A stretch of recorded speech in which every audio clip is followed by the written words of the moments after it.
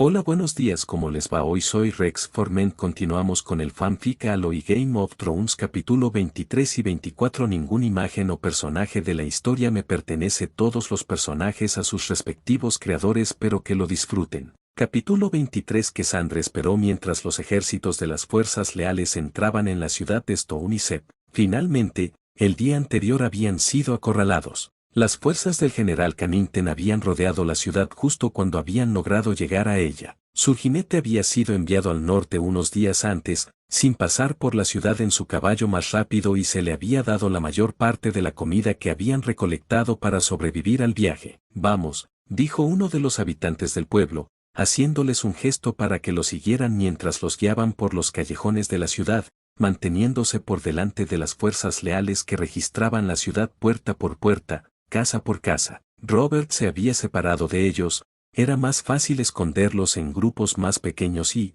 por desgracia, Cassandra y Prativa se habían separado de su objetivo. Todavía no habían tenido la oportunidad de separarse de su guía y regresar para vigilar al señor rebelde. Entren, rápido. Los hicieron pasar y encontraron a una familia parada en la sala de estar. Era obvio que esa era la casa de su guardia, dado que la mujer y los dos niños corrieron hacia él y se preocuparon por su apariencia. La mujer se giró para mirarlos a los dos, observándolos con cierta sospecha. Cassandra y Prativa no se molestaron por las miradas. Después de todo, estas personas estaban arriesgando sus vidas para protegerlos. Intercambiaron miradas y algunas señales mientras permanecían en silencio frente a la familia que los albergaba. Se dieron la vuelta, abrieron la puerta y salieron al pueblo uno tras otro. Espera, gritó el hombre, no puedes estar en la ciudad.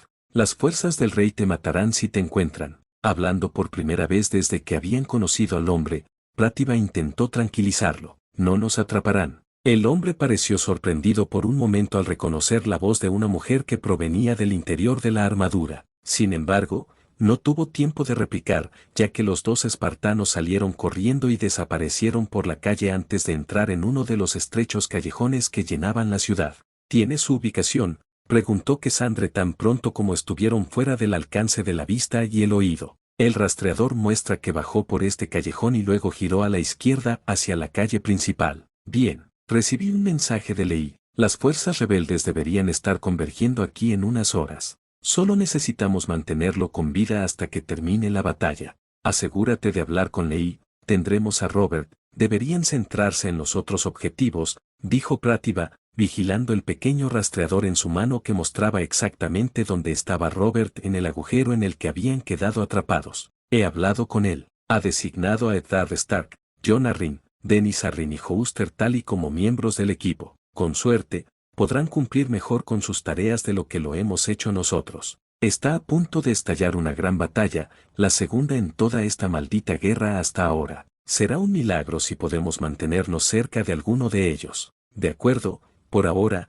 sin embargo, debemos asegurarnos de mantenernos cerca de Robert y asegurarnos de que salga de esto con vida. Mientras seguían el lento pitido del indicador de la pantalla, finalmente se encontraron frente a un gran edificio que reconocieron como una taberna local. Se acercaron sigilosamente a una de las ventanas, miraron adentro y vieron que los clientes estaban sombríos y apagados. La mayoría bebía con cuidado y en silencio jarras de bebida. Algunos hurgaban en los platos de comida y las camareras caminaban con paso cauteloso por el piso. Lo encontrarán tarde o temprano, dijo Prativa. A menos que se retrasen, terminó Cassandra, compartiendo una sonrisa con su pareja. Entonces, ¿quién de nosotros va? 30 minutos y luego cambiamos. Trato hecho. ¿Quieres ir primero? Un placer. SNYC, sincronizar. Mark, dijeron los dos al mismo tiempo, haciendo clic juntos en un pequeño botón en sus respectivos datapads. Cassandra se levantó, hizo crujir el cuello y luego los nudillos con los guantes puestos. Se preparó y echó a correr por el camino, en dirección al enemigo que en ese momento estaba rodeando y registrando minuciosamente la ciudad. Se escabulló por uno de los callejones y se dirigió hacia el borde de la ciudad, donde vio a varios hombres con los colores de los leales. Había alrededor de una docena en total, todos ellos blandiendo armas de algún tipo. Cassandra sonrió bajo su casco. Eran personas desafortunadas, lo suficientemente desafortunadas como para que ella los encontrara. Esta sería una oportunidad para soltarse, y llamar la atención sobre esta sección de la ciudad retrasaría los esfuerzos de búsqueda. Por supuesto, tendría que dejar que uno de ellos viviera para correr y atraer al resto del ejército, pero los demás tendrían que morir, y eso significaría que podría soltarse y acabar con ellos con todo lo que tenía. Al salir de detrás de una de las casas, el grupo la vio. Espera, ¿quién eres? Cassandre no respondió, solo comenzó a acercarse a los hombres. Alto, ¿nos cuentas quién eres? La voz de la soldado se quebró levemente a medida que su altura se hacía más evidente. Uno de los hombres habló con otro que estaba detrás del grupo. En cuestión de momentos, echó a correr, dejando a su escuadrón sin duda para informar a sus comandantes de una presencia hostil en esa parte de la ciudad. Tan pronto como estuvo fuera de la vista, Cassandre entró en acción. Se abalanzó hacia adelante y le dio un puñetazo a uno de los hombres. Lo golpeó en la garganta y lo mató instantáneamente al aplastarle el esófago y destrozarle la columna vertebral. Al ver morir a su compañero, el resto intentó sacar sus armas y atacar, pero fueron demasiado lentos. Cassandre atacó con su espada, que había desenvainado en el tiempo que les había llevado a sus oponentes parpadear, y pasó el borde afilado por el cuello de otros dos hombres, decapitándolos de un solo golpe. Mientras los dos caían, ella dio un paso adelante nuevamente, encontrando a los dos últimos hombres cuyas manos estaban a medio camino de sus vainas. Ella atacó nuevamente con una mano, golpeándolo en el pecho y arrugando su armadura mientras caía jadeante al suelo. La otra mano hundió su espada en el pecho del último hombre, apuñalándolo limpiamente a través de su armadura de cuero y atravesándole el pecho. Él jadeó por un momento antes de caer al suelo también, respirando por última vez. Al sacar su espada del pecho del último hombre, se giró para encontrar que el segundo hombre al que había golpeado estaba tendido en el suelo inconsciente. Ella blandió la espada,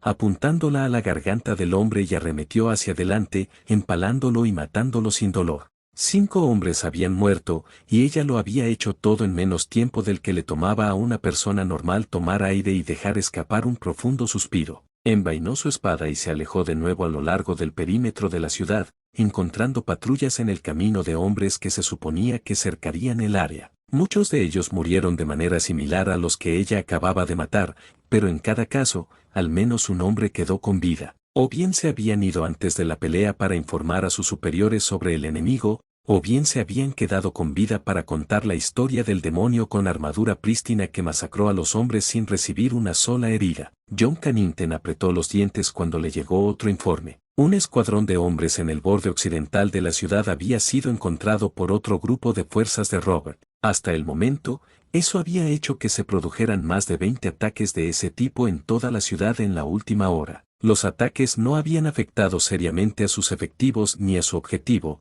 pero cada vez se había visto obligado a desviar a los hombres y asegurar las zonas para asegurarse de que no hubiera ninguna posibilidad de que Robert o sus compañeros pudieran escapar. Sin embargo, hasta el momento había despejado la mitad de la ciudad y el número de ataques parecía ir en aumento. Sin embargo, lo más extraño de todo eran los informes de quienes habían regresado a él. Todos los que habían regresado con vida de los ataques eran los que habían sido enviados antes, y se habían ido antes de que se produjera cualquier acción para informarle de los atacantes. Los grupos que no enviaron mensajeros antes de la batalla fueron asesinados hasta el último, dejando sus cuerpos en las calles para que los encontraran otras patrullas que pasaran por allí. Las historias de Partols que simplemente habían desaparecido, sin hacer ruido y sin luchar, estaban empezando a afectar a sus hombres. Ninguno había rechazado sus órdenes todavía, pero muchos mostraron una buena dosis de miedo cuando se les dijo que buscaran en las zonas en las que sus compañeros habían desaparecido. John se preguntó brevemente sobre estos asesinos fantasmas que estaban causando estragos entre su ejército, y su mente reflexionó sobre quién podría ser el responsable. Los hombres que regresaron afirmaron que solo habían visto a un solo atacante, algo que él dudaba pero que no tenía otra alternativa. Pocas personas podían enfrentarse a grupos de patrulla enteros y acabar con ellos rápidamente, y la mayoría de ellos estaban en Desembarco del Rey, manteniendo a salvo a la familia real, mientras que el resto supuestamente estaba secuestrado en Ferail, esperando la orden de su señor León para venir a luchar. Una parte de él se preguntó por un momento si Tywin era tan pasivo como Varys afirmaba que era. No se habían enviado cartas a Ferail y pocas más habían llegado a las otras casas de las tierras del oeste. Aún así, hasta donde el rey no sabía, los espartanos de la casa Terra eran la única fuerza que se creía lo suficientemente poderosa para igualar lo que estaba escuchando. Mi señor, se acercó uno de sus hombres. Hemos registrado todas las casas de las zonas oeste y sur de la ciudad. Hemos avanzado en la limpieza de la zona norte, pero las fuerzas rebeldes han estado tendiendo emboscadas a nuestras fuerzas. Aumenten su tamaño y número, dijo John. Tenemos un cerco completo de la ciudad. Hagan que nuestros hombres invadan el barrio norte y busquen en cada casa y tienda. Sí, milord, el hombre hizo una reverencia antes de marcharse, gritando órdenes a varios otros hombres. El señor de Griffin's Lust frunció el ceño mientras observaba la ciudad, pero respiró profundamente y se consoló. Tenía tiempo, tenía hombres y tenía a los dioses de su lado. Raegar había declarado que su victoria estaba asegurada. Su príncipe plateado habló de su futuro con tanta certeza que no podía dejar de creerle a su amigo. Ahora, si tan solo los dioses se apresuraran y le permitieran obtener la victoria un poco más rápido. Este intento inútil de Robert de prevenir su propia desaparición no hacía más que irritarlo. Lord Cannington. Se acercó otro soldado, cubierto con armadura y con la librea de la casa Stokeborn. John asintió con la cabeza hacia el hombre, girando en su asiento y prestándole al caballero toda su atención. Creemos que hemos encontrado a Lord Robert, mi señor. ¿Está seguro de esto? Preguntó John inclinándose hacia adelante en su silla. Estoy casi seguro, mi señor. Uno de nuestros exploradores dijo que lo vieron salir de una posada y dirigirse al norte de la ciudad. Bien, envía a nuestros hombres al sector norte. Destruye toda la ciudad si es necesario, pero encuéntralo y acaba con él. Sí, mi señor. El hombre se alejó y John sonrió al ver a un grupo de hombres siendo reunidos y escoltados. Venid conmigo, gritó al resto de sus fuerzas. Atrapemos a ese bastardo rebelde. Por la casa Targaryen. Se escuchó un rugido de sus hombres y, cuando John hizo que sus hombres trotaran para seguir a sus fuerzas y luchar contra Robert, vio que muchos de sus hombres lo seguían. Las fuerzas Targaryen marcharon hacia la ciudad de Stone y Sept y, mientras avanzaban, sonaron las enormes campanas del septo que le había dado nombre a la ciudad. Claro y fuerte, el sonido resonó en el aire, las campanas eran una advertencia. Haciendo caso al sonido de las campanas de su clan, la gente del pueblo no abandonó sus hogares, en lugar de mirar por las ventanas o abrir las puertas. Las fuerzas del ejército Targaryen marcharon por las calles, entrando en las partes del norte de la ciudad y buscando a Robert puerta por puerta. John vio como uno de sus caballeros golpeó con el pomo de su daga una puerta de madera. Se abrió rápidamente para mostrar a un hombre y una mujer, con un par de niñas temblando detrás de sus padres. El soldado habló brevemente, antes de que lo dejaran entrar en la casa. John no vio mucho más, ya que pasó a caballo, pero antes de alejarse demasiado escuchó la voz del mismo soldado hablando mucho más tranquilamente, y el sonido de una puerta cerrándose. De repente, interrumpiendo el sonido de sus fuerzas registrando las casas, se oyó el sonido de la batalla. «¡Son ellos!», gritó alguien desde el oeste, frente a la carretera principal. «¡Agarradlos!». La voz se cortó y, poco después, no se oyó ningún sonido. John Cannington se quedó atónito por un momento. ¿Quién sería tan estúpido como para atacar por sí solo cuando estaban rodeados? Pensó un momento y su rostro se torció en una mueca de desprecio. Baratheon, gruñó en voz baja. «Vete ahora, es él. Tiene que serlo». Se oyó otro rugido de sus hombres, y la mayor parte de la fuerza que lo acompañaba corrió por los callejones laterales hacia el ruido. Mientras el sonido de los hombres que cargaban se desvanecía en el oeste, John de repente escuchó algo desde el este. El sonido de los hombres que cargaban venía de nuevo, pero esta vez desde el otro lado. Giró sobre su caballo y su rostro palideció. Los estandartes ondeaban al viento, pero no el dragón rojo sobre tela negra que simbolizaba al rey y sus fuerzas. No, lobos grises, halcones azules, ciervos negros y truchas sobre campos rojos y azules ondeaban al viento mientras un ejército cargaba hacia la ciudad. No, jadeó en voz baja. Sus fuerzas no estaban bien organizadas. Estaban dispuestas para rodear la ciudad, dispuestas en un cordón grueso pero disperso. Los rebeldes atravesarían el cerco y, así de fácil, habrían dividido su ejército en una docena de fuerzas dispersas en lugar de un solo grupo unificado. Dado lo que sabían de las fuerzas rebeldes, era probable que reunieran más de 40.000 hombres entre ellos, menos de lo que el dominio había reunido para sitiar Bastión de Tormentes. Sin embargo, su propio ejército estaba formado principalmente por fuerzas de las tierras de la corona, con algunas fuerzas del dominio y las tierras de los ríos que habían desafiado a sus señores supremos para luchar a su lado. Juntos sumaban casi 25.000, pero habían planeado enfrentarse solos a la hueste Baratheon como máximo, no al poder combinado de todo el ejército rebelde, así como a los Tali. Mientras los sonidos de la batalla comenzaron a surgir de todos lados a su alrededor, maldijo a Hoster Tali,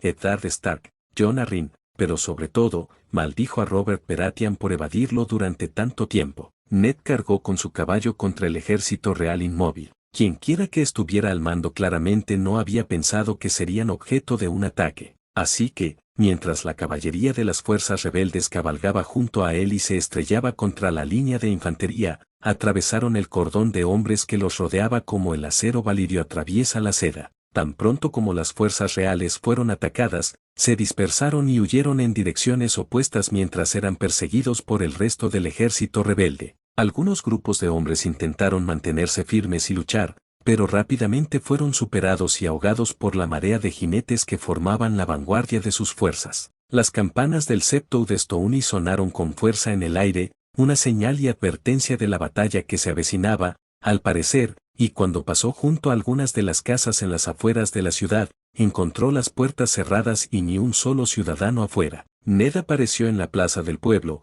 apenas consciente de los hombres que cabalgaban a su lado y que habían seguido su ritmo en su frenética carrera por las calles de la ciudad.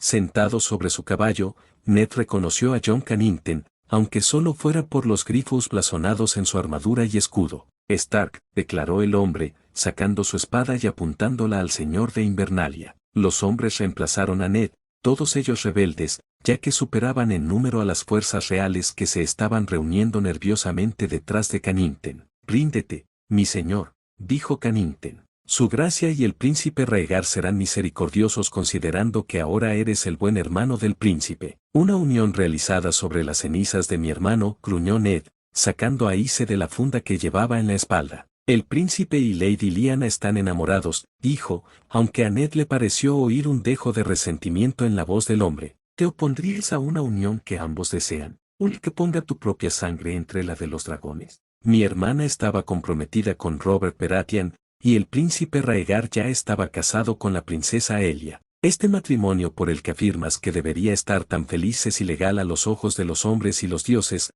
tanto antiguos como nuevos. Lyanna ha decidido felizmente abandonar a su familia, su deber y su tierra natal, y el norte ha pagado más que suficiente por sus acciones. No quiero verlo arder hasta los cimientos por los caprichos de una persona y las crueles ideas de un rey loco y su repugnante hijo». «¿Cómo te atreves?», gruñó Cannington. «No se puede tolerar que hablen así de nuestro príncipe». «Por Rhaegar, a la carga». Las fuerzas leales avanzaron con las armas desenvainadas. «Escudos», gritó Ned mientras los soldados que iban delante de él erigían un muro de escudos. «Aguantad». Las dos fuerzas se enfrentaron. El muro de escudos de las fuerzas rebeldes fue efectivo, pero no lo suficientemente fuerte, dada la rapidez con la que se había construido. Cuando las fuerzas Targaryen lograron atravesarlo, los hombres de ambos bandos se abalanzaron sobre él y pronto la batalla comenzó a desintegrarse en una masa de hombres y caballos. Ned lanzó a Ace con todas sus fuerzas contra los soldados reales que se acercaban a él.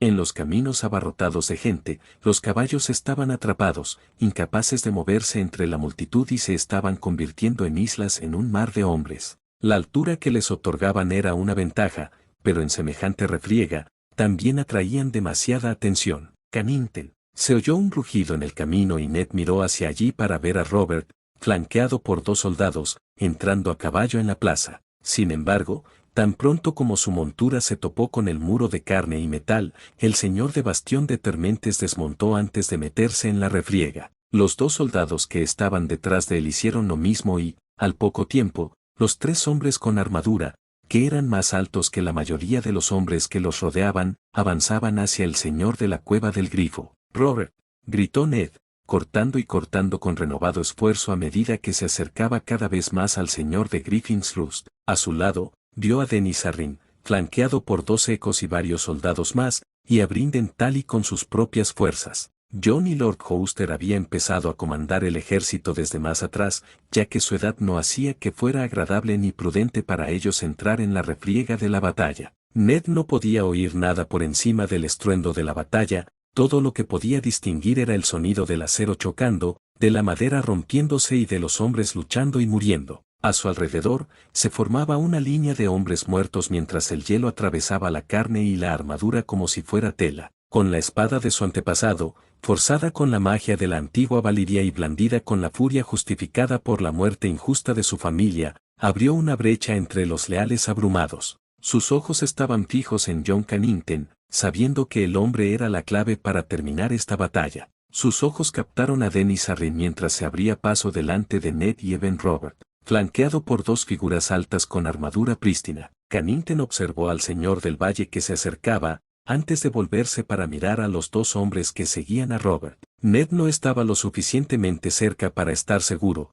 pero por un momento, creyó ver que los ojos de Cannington se agrandaban y su boca se movía antes de que juntos, Robert, Dennis y sus séquitos alcanzaran su caballo. El señor Grifo y la mano del rey intentaron atacar a Dennis, pero uno de los hombres que lo acompañaban apartó al hombre. Cuando Cannington intentó golpear de nuevo y alejar a los hombres que ahora lo rodeaban, fue derribado de su caballo y arrojado al suelo. El sonido de la armadura y el hombre estrellándose contra el suelo fue absorbido sin previo aviso por los sonidos de 1000 hombres en batalla, y la mano del rey solo tuvo un momento para mirar a sus nuevos captores antes de que uno de los compañeros de Robert le diera una patada en la cabeza sin contemplaciones. Para entonces, Ned había alcanzado a Robert y Dennis, quienes, junto con sus pequeñas fuerzas, parecían estar bien y sin heridas. «Ned», gritó Robert, dando un paso adelante para abrazar a su amigo, pero se detuvo y en su lugar rechazó el ataque de un soldado leal. El ataque rompió el hechizo que se había instalado en torno a los hombres, obligándolos a volver a la lucha mientras surgían rumores de la derrota y captura de su señor al mando. A medida que la noticia se extendía por todo el campo de batalla, muchos hombres comenzaron a huir o rendirse, y solo unos pocos decidieron seguir luchando. Sin embargo, aquellos hombres que eligieron la batalla incluso ante la derrota se vieron rápidamente abrumados y, en poco tiempo, el ejército real dentro de la ciudad se estaba desbandando y retirándose de Stone Isle. La batalla había durado más de 3 horas en total, desde el primer enfrentamiento hasta poner en fuga al último de los hombres de Cannington, pero, como en cualquier batalla, hubo bajas. El resto del día se dedicó a hacer el recuento de las bajas del día. Ned se alegró de ver que su ataque sorpresa y la rápida derrota de Cannington los habían mantenido bastante a raya, con solo 3000 bajas. Comparativamente, sus exploradores y comandantes calcularon que las fuerzas de Cannington habían sufrido bajas 2 o 3 veces superiores a las suyas, debido a la formación dispersa que había permitido a sus hombres pasar por encima de ellos como las mareas en una playa.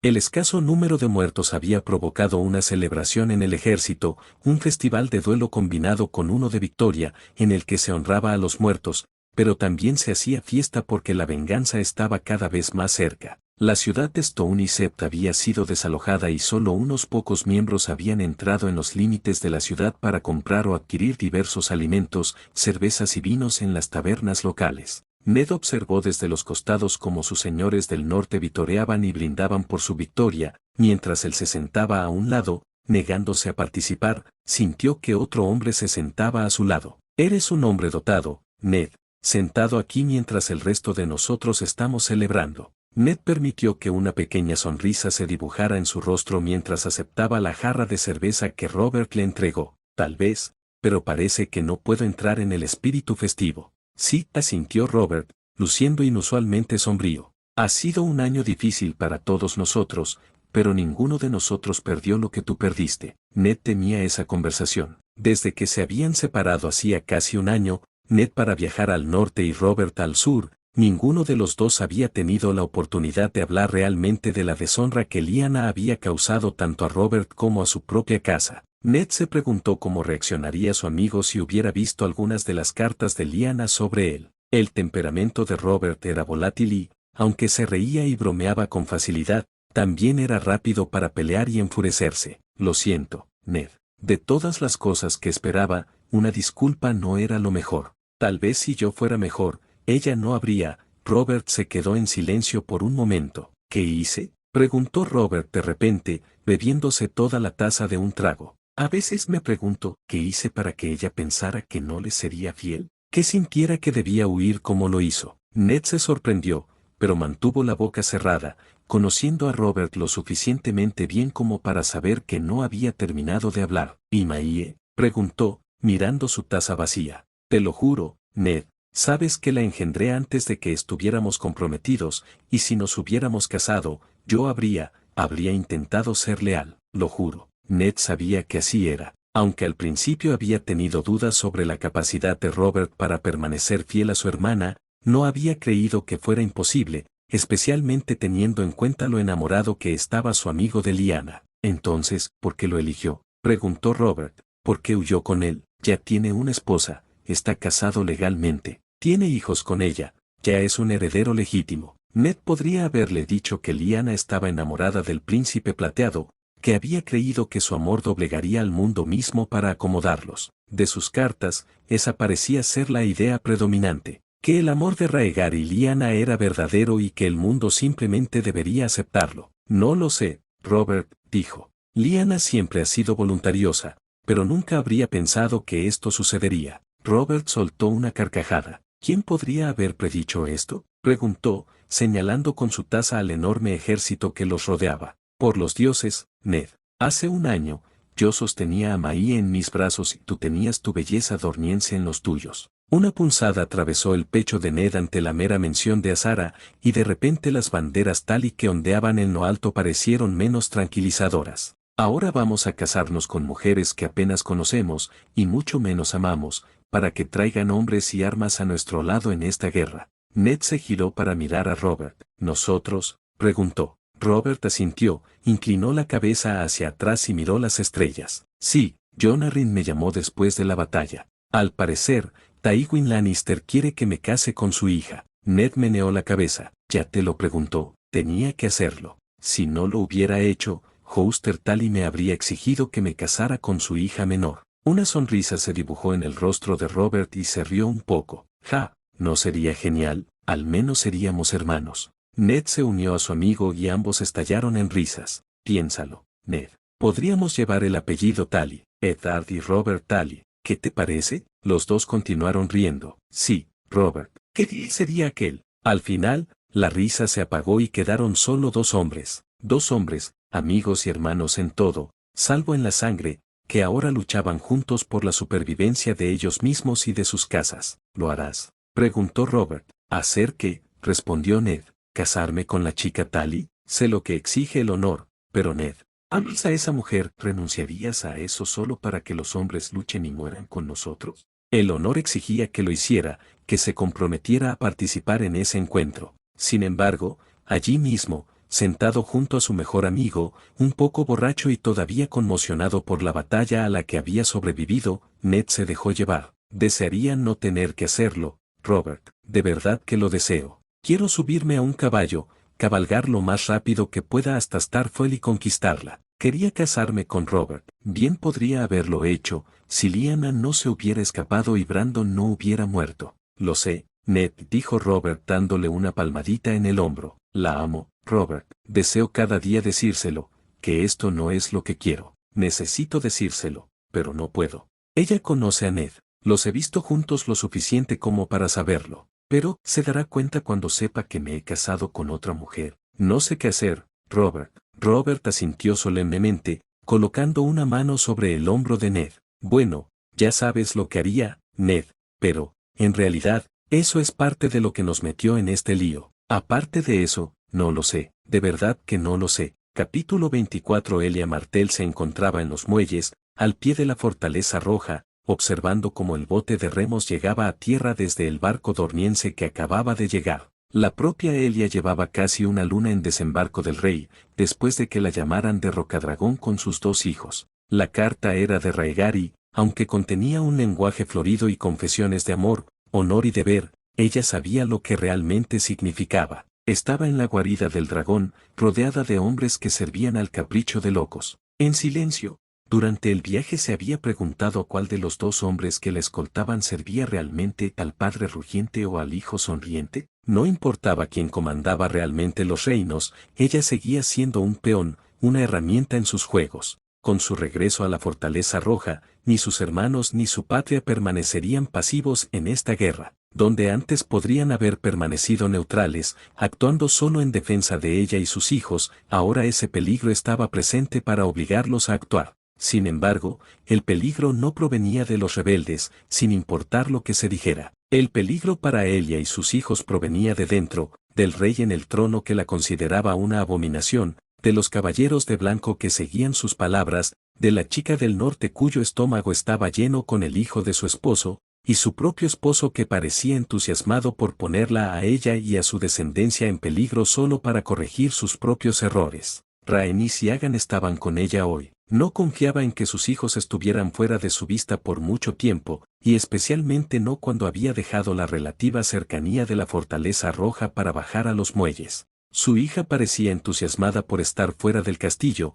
mirando a su alrededor en el brillante día de primavera y observando los movimientos de innumerables trabajadores del muelle y otros habitantes del pueblo. Aegon descansaba en los brazos de una de sus cuidadoras, una mujer dorniense de Lanza del Sol que había sido parte de su séquito por más tiempo que cualquier otra persona a su servicio. Bueno, casi cualquiera. De pie en el bote de remos mientras estaba atado al muelle, Elia sonrió cuando una de sus amigas más antiguas y queridas bajó de su isla de madera. Azar Ahai le sonrió a la princesa, corriendo hacia adelante tan rápido como su abultado estómago le permitió. Elia también se movió, casi corriendo mientras las dos mujeres chocaban en un feroz abrazo. Elia enterró su cabeza en el cuello de Azara, permitiendo que algunas pequeñas lágrimas de felicidad se filtraran de sus ojos mientras sostenía a su mejor amiga. Asimismo, sintió que parte de su vestido se humedecía mientras Azara lloraba en su hombro. Lo siento, Azara, susurró, acariciando la espalda de su amiga mientras temblaba.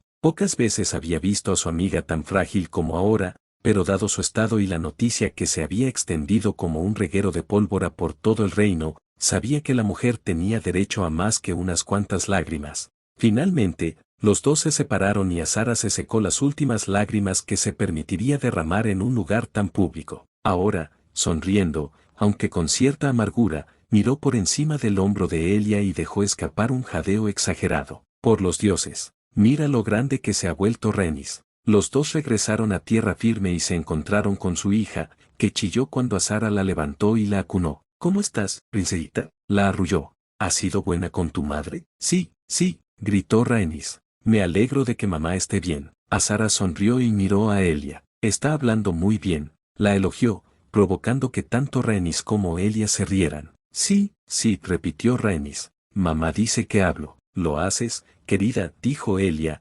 acariciando la mejilla de la niña con la mano, lo que provocó otra explosión de risas. Ven ahora, dijo, entrelazando un brazo con el de Azara mientras uno de los miembros de su familia venía a buscar a Rhaenys. Ya tenemos preparadas tus habitaciones. Eres tan amable como la propia madre, dijo Azara, inclinándose hacia su amiga. Los barcos me han sentado mal estas últimas lunas. La luna se volvió algo sombría entre sus otros asistentes. Si bien no se sabía exactamente quién era el padre del hijo de Azar Ahai, había rumores y teorías en abundancia. Por supuesto, Elia lo sabía, ya que había ayudado a su amiga a desaparecer para estar con Lord Stark, y estaba segura de que Varys lo sabía, dado que la araña parecía saberlo todo. Sin embargo, ni siquiera a Arthur se le había confiado el conocimiento del padre del bebé en el vientre de Azara. Sin embargo, parecía que eso podría cambiar pronto. Tan pronto como llegaron a la entrada de la Fortaleza Roja, encontraron un par de capas blancas y un hombre de verde. Arthur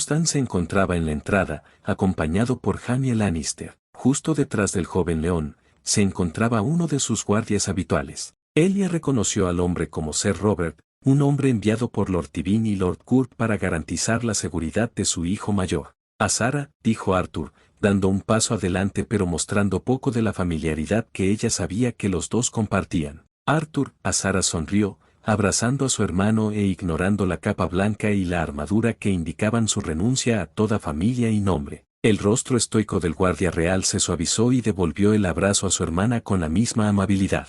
Es bueno verte de nuevo, hermanita, dijo, apartándose. Azara le ofreció una pequeña sonrisa antes de dar un paso atrás y regresar al lado de Elia. El rostro de Arthur se endureció nuevamente un momento después cuando miró a Ser Jaime y Ser Robert. Se aclaró la garganta ligeramente. La reina ha asignado un conjunto de habitaciones para usted, Lady Dan. Estamos aquí para escoltarla a usted, a la princesa y a sus hijos. Guíanos entonces, guardia real, dijo Elia. Una parte de ella se sentía mal por arruinar el tierno momento entre los dos, pero aún no había perdonado a Arthur por su papel en la fuga de su marido con Lyanna Stark, sin mencionar que ahora tenía que vivir junto a la mujer que se había escapado con su marido. El rostro de Arthur adoptó una expresión de dolor y trató de intercambiar una mirada con Azara, pero la hermosa mujer dorniense se limitó a levantar una ceja y le dirigió una mirada que Elia no pudo interpretar. Sin embargo, sus hombros se hundieron ligeramente y con un gesto él y Ser Jaime comenzaron a guiar al pequeño séquito hacia el castillo. Elia siguió a los dos caballeros, pero evitó que sus ojos se desviaran hacia el hombre vestido de un verde intenso. Ser Robert de la Casa Terra era un enigma para toda la fortaleza, al igual que su casa entera. Pocos creían en las historias, pero parecía que no había más que cuentos fantásticos que contar sobre su hogar y la residencia de su señor. Se decía que Platea, como se la llamaba, tocaba las nubes y era tan enorme que podía verse desde el continente. Algunos intentaron sonsacar la verdad a los miembros de la casa que vivían en la Fortaleza Roja, pero hasta el momento, solo uno de ellos parecía accesible o dispuesto a responder preguntas, y estaba casi constantemente en presencia de la reina, por lo que cualquier intento de recopilar información tenía que hacerse delante de la reina de los 7 reinos. Elia, que estaba encantada de haber estado en Desembarco del Rey, no había tenido mucho tiempo con la reina. Raella había intentado, por supuesto, hacerle sitio y tiempo. Habían sido muy cercanas antes del lío con Rhaegar y su correspondencia las había mantenido familiarizadas entre sí. Sin embargo, con su ausencia y varias peticiones de Rhaegar, Raella había aceptado a Lyanna como miembro de su familia para que fuera más bienvenida. Elia no quería ser amargada y, normalmente, no era una persona vengativa o mezquina, pero cuando vio por primera vez a Lady, ahora princesa, Lyanna sentada con su buena madre, aprendiendo los conceptos básicos de costura como si fuera una niña, y con su vientre hinchado enormemente con su propio hijo que pronto sería, salió furiosa de la habitación y se dirigió directamente a los aposentos de Rhaenys y Aegon. Había relevado a la niñera que estaba acostando a su hija para que durmiera la siesta y, en su lugar, lo había hecho ella misma, observando a su hija y a su hijo dormir un rato. No sabía cuánto tiempo había permanecido sentada en la habitación, vigilando a sus hijos y permitiéndose revolcarse en la tristeza y la autocompasión ante la segunda esposa de su marido. Sin embargo, no tuvo la oportunidad de pasar todo el día de esa manera, ya que un golpe en su puerta antes de que se abriera le informó que tenía compañía. Raella entró pronto, seguida de cerca por Lady Jane de la Casa Terra,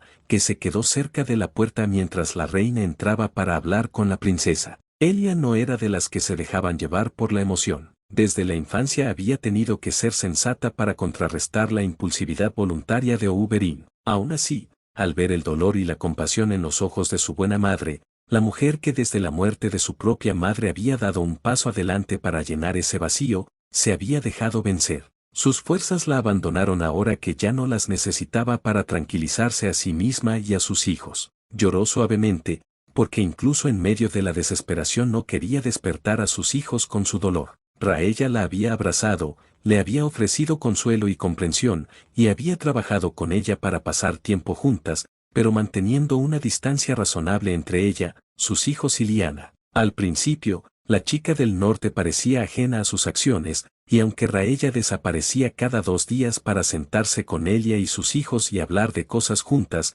con el tiempo, la chica parecía decidida a familiarizarse con ella. Ella se había asegurado de mantener sus interacciones limitadas y superficiales, para asegurarse de que hubiera la menor razón posible para que pasaran tiempo juntos, pero parecía que ni Lyanna ni Rhaegar ahora estaban contentos de dejarla permanecer fuera de su nueva familia. Rhaegar prácticamente había exigido su presencia en una cena, con Lyanna sentada frente a ella. Parecía que Rhaegar tenía la impresión de que, como ambas eran sus esposas, deberían estar contentas, no extasiadas, de compartir su presencia y atención, y amarse mutuamente como él esperaba que ellas lo amaran a él. Elia se apresuró a disuadir a su marido de esa idea, y aunque se sentía algo de culpa por sus acciones, no se arrepentía realmente de sus palabras en esa cena. Lady Lyanna, he oído hablar mucho de usted, especialmente de Lord Robert y Lord Brandon en Harrenhal. Eso había cerrado cualquier otro intento de conversación, y ella pudo ver que los ojos de Rhaegar se endurecían mientras las lágrimas no derramadas de Lyanna se acumulaban.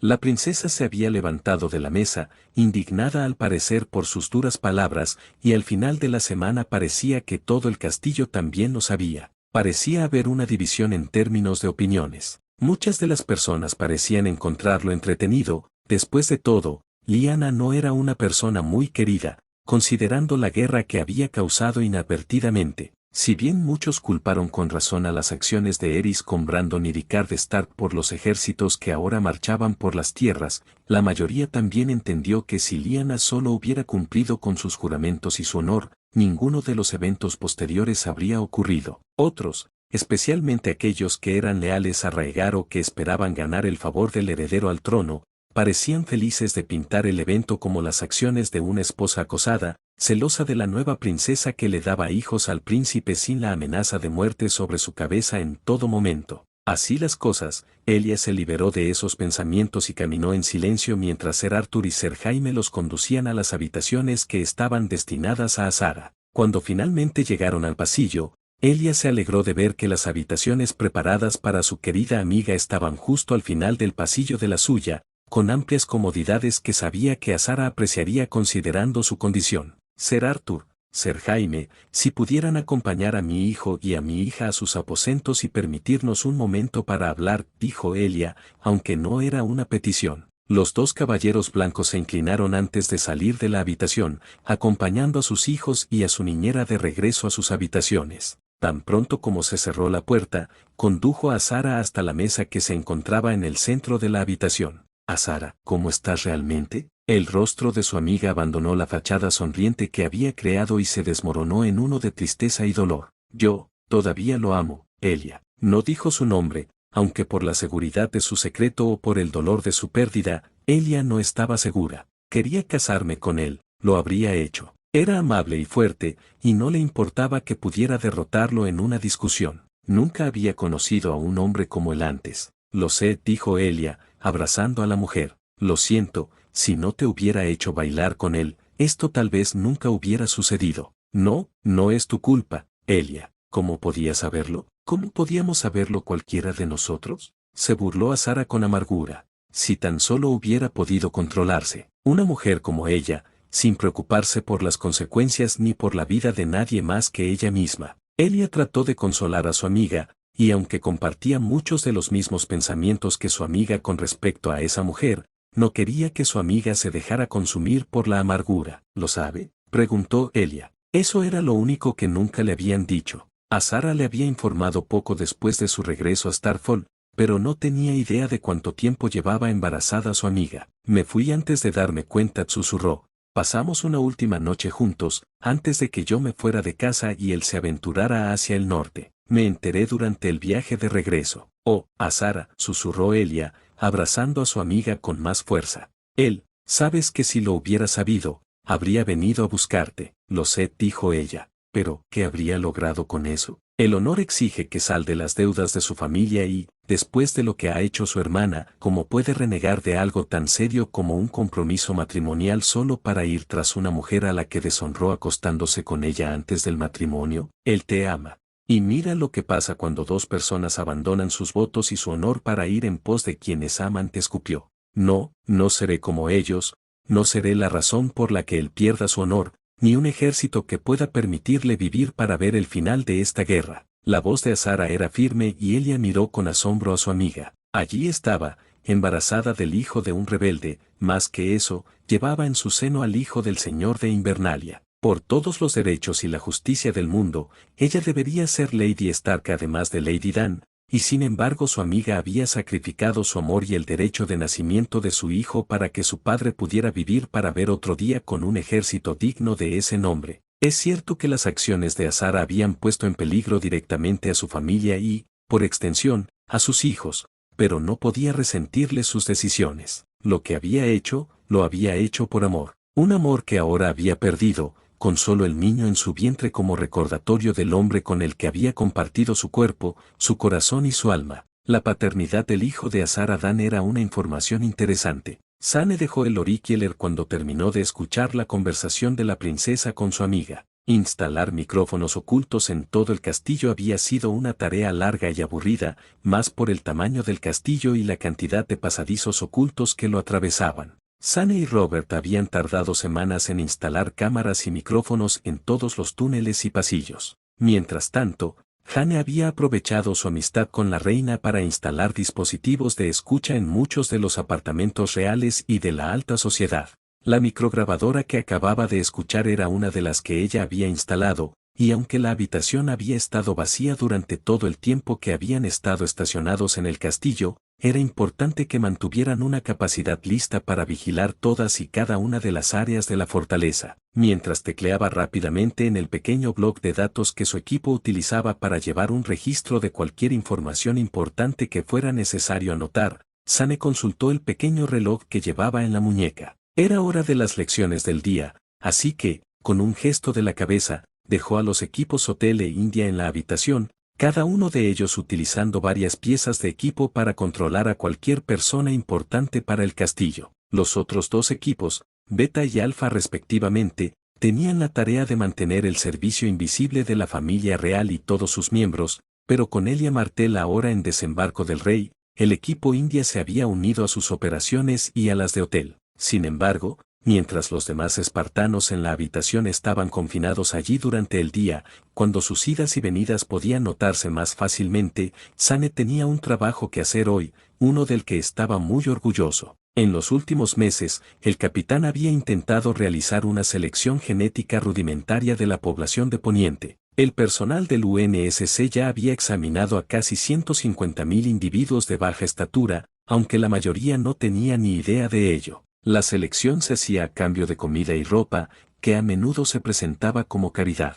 Se recogían subrepticiamente muestras de pelo, sangre y otras, que se pasaban por los protocolos genéticos de la platea basándose en los marcadores genéticos necesarios para las mejoras espartanas. Sorprendentemente, había un nivel razonable de candidatos compatibles entre la gente de baja estatura, aunque parecía que cuanto más se ascendía en la nobleza, menos candidatos había. Los genetistas de la platea habían propuesto la teoría de que, debido a la tradición de endogamia noble y a la escasez de sangre nueva que se introducía en el acervo genético, había una probabilidad mucho menor de encontrar parejas compatibles para el programa espartano entre la nobleza. De cualquier manera, ahora había una compañía de casi 5 docenas, extraída de todos los rincones de Poniente. Específicamente, el 80% de los candidatos habían sido identificados en los asentamientos de Antigua, Lannisport, Gulltown, Desembarco del Rey y Puerto Blanco, los 5 asentamientos más grandes del continente, con otros extraídos de asentamientos más pequeños como Lanza del Sol,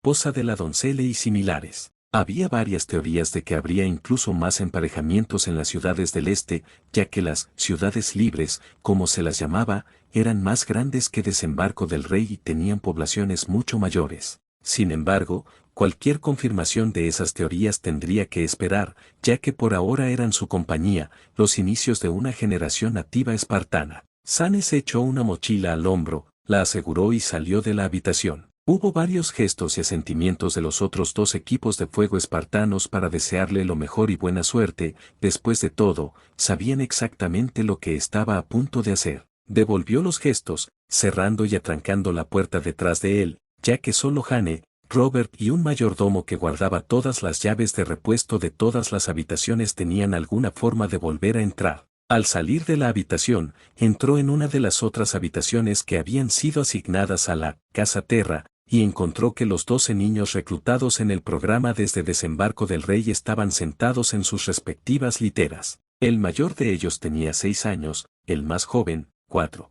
El rango exacto de edades que eran más adecuadas para la introducción al entrenamiento espartano. Entre ellos, pudo ver que algunos se agolpaban alrededor de Sierra. La joven, que tenía el cabello blanco y los ojos morados de ascendencia valiria, era una de las jóvenes admitidas, pero también una de las primeras y le recordaba bastante a Hane de aquella primera noche. Recordaba a la niña, con el cabello recogido en un par de coletas y una expresión de miedo en su rostro, pero lo había hecho de todas formas. Saltó de un pelícano en la oscuridad de la noche, apenas tenía 4 años y era la persona más valiente que había conocido. Sierra parecía ansiosa por seguir el ejemplo de Hane. Después de todo, Hane era una guerrera sin igual en el mundo, mantenía amistad con la reina de los 7 reinos y era hermosa de una manera que desafiaba el sentido común. Era un sueño hecho realidad para la joven campesina, especialmente porque sus padres habían estado más que felices de venderla al UNSC por unos pocos dragones dorados.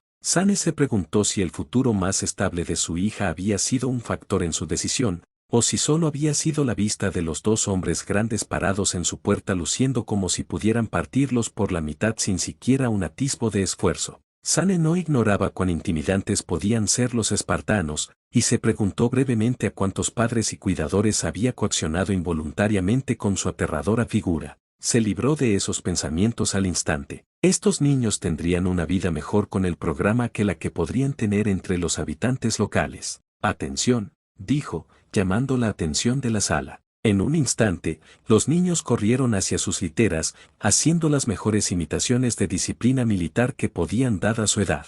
Sane asintió ante la velocidad con la que se apresuraron a ponerse firmes. Hoy es el día para el que os trajeron aquí. Hoy se os da la oportunidad de convertiros en espartanos. El discurso fue complicado, no solo porque, a diferencia de las 3 primeras compañías, no había ningún pacto que inspirara venganza en los candidatos. En cambio, los niños recibieron una presentación diferente, al igual que los demás candidatos de todos los reinos. Ser espartano no es una tarea fácil, dijo, y convertirse en uno requerirá sacrificio y trabajo duro, más allá de cualquier cosa que puedas imaginar. Algunos de los niños intercambiaron miradas, confundidos por el discurso. Pero si tenéis éxito, seréis los mejores que haya. Seréis más grandes de lo que cualquier hombre o mujer normal podría ser jamás, y os convertiréis en parte de nosotros. Seréis miembros del UNSC, seréis Spartans, hermanos y hermanas de armas con todos nosotros. Ahora, tomad vuestras mochilas asignadas y seguidme.